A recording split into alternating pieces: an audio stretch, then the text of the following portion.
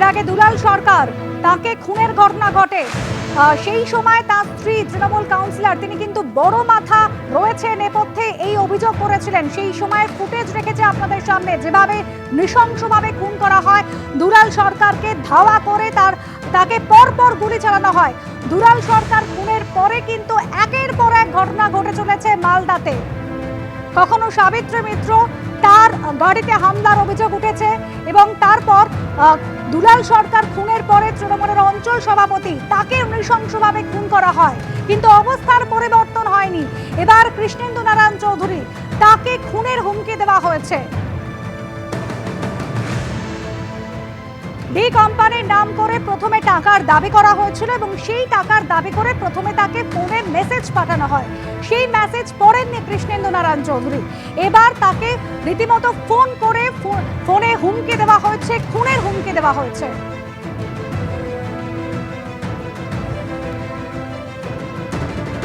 কৃষ্ণেন্দু নারায়ণ চৌধুরী তিনি ঠিক নিজে কি অভিযোগ করছেন শোনাবো।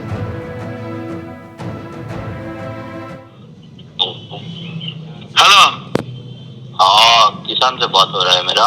हाँ बोल रहा है, बोलिए। जी बोल रहा हूँ। हाँ कौन बोल रहा है? प्रदीप। प्रदीप प्रदीप कौन प्रदीप? ये कंपनी से प्रदीप बोल रहा हूँ। कौन कंपनी? ये कंपनी को मैसेज दिया है, मैसेज नहीं देखा अभी तक। क्या बात मैसेज दिया? हेलो, मुद्दा बात बोल रहा हूँ आपको। हाँ बोलिए, आपको क्या हुआ? डिस्पेटिव भेजना पड़ेगा। किसको भेजना पड़ेगा? आपको? हाँ पूछ लेना क्या होगा। ठीक है। कहाँ से बोल रहे हैं? रेडी रहना। हाँ रेडी रहना, कल सुबह रेडी रहना। आप आगे आइए ना, आइए बात कीजिएगा। ठीक है। একেবারে স্পষ্ট বলা হচ্ছে, মুদ্দাবাদ বল রায় হু কৃষ্ণেন্দু নারায়ণ চৌধুরীকে যিনি ফোন করেছে সেই ফোনে হুমকি দেওয়া হচ্ছে, রীতিমতো টাকার দাবি করা হচ্ছে। কৃষ্ণেন্দু নারায়ণ চৌধুরী তিনি তখন বলছেন যে সামনে আসুন, এসে কথা বলছি, কিন্তু কোনো রকম ভাবে কিন্তু তারপর আর কথা হয়নি। তারপর ফোনটি কেটে দেওয়া হয়। ফোনে প্রথমে মেসেজ পাঠানো হয়েছিল, সেই মেসেজটি দেখেননি কৃষ্ণেন্দু নারায়ণ চৌধুরী। তারপর এভাবেই তাকে ফোনে খুনের হুমকি পর্যন্ত দেওয়া হলো। ডি কোম্পানির নাম করে ইংরেজবাজার পৌরসভার চেয়ারম্যান এবং রাজ্য তৃণমূলের সহ সভাপতি কৃষ্ণেন্দু নারায়ণ চৌধুরীকে হুমকির অভিযোগ।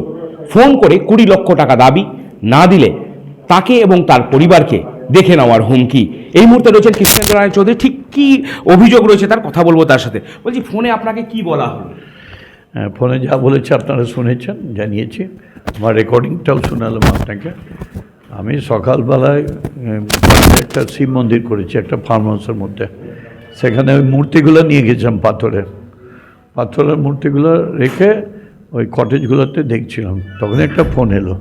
ফোন এসে যে ভাষা বললো যেরকম আপনি किशन, আমার निकनेम किशन मेरा बात सुन रहा है? तो हाँ बोलिए। बोले ये पेटी भेज दो, नहीं तो मुश्किल है, आपको আপনার ফ্যামিলি को ठोक दूंगा। বলছি যে কত টাকার দাবি করেছেন? ওই তো 20 পেটি বলছে। 20 লক্ষ টাকা। এখন 20 লক্ষ না 20 কোটি আমি কী করে বুঝবো? আমি তো এগুলো ভাষা জানি না। পুলিশকে জানিয়েছেন পুরো বিষয়ে?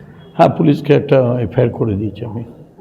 বলছি এই ঘটনা যে মালদা জেলাতে আমরা দেখেছি দুলাল সরকারও খুন হয়েছে, কতটা আতঙ্কিত আপনি এই ঘটনার পর? আমি আমার আতঙ্কিত ব্যাপার না, এর আগে অনেক বোমগুলি খেয়েছি, কিন্তু আমার পরিবার আছে, আমার মেয়েরা আছে বাইরে পড়ে, তারপরে আমার কি একটা পালিতা কন্যা আছে, ভাইরা আছে, দাদারা আছে। আমি না ঘেরা টোপে থাকি, ওরা তো ঘেরা টোপে থাকে না। একটা বিষয় যে হিন্দি ভাষী মানুষ কথা বলছেন, দুলাল সরকারকে খুনের ক্ষেত্রে দেখা যাচ্ছে বিহার যোগ পাওয়া গেছে। সেক্ষেত্রে এক্ষেত্রে আপনি কি মনে করছেন যে এখানেও কি বিহার যোগ রয়েছে বা অন্য কোনো যোগ রয়েছে? এটা পুলিশ দেখছে। হ্যাঁ পুলিশ সম্পূর্ণ, আমি এফআইআর করে দিয়েছি, এফআইআর সব ডিটেলস দিয়ে দিচ্ছে, রেকর্ডিং মেসেজ সব পুলিশকে দিয়ে দিচ্ছে, পুলিশ এটা দেখছে।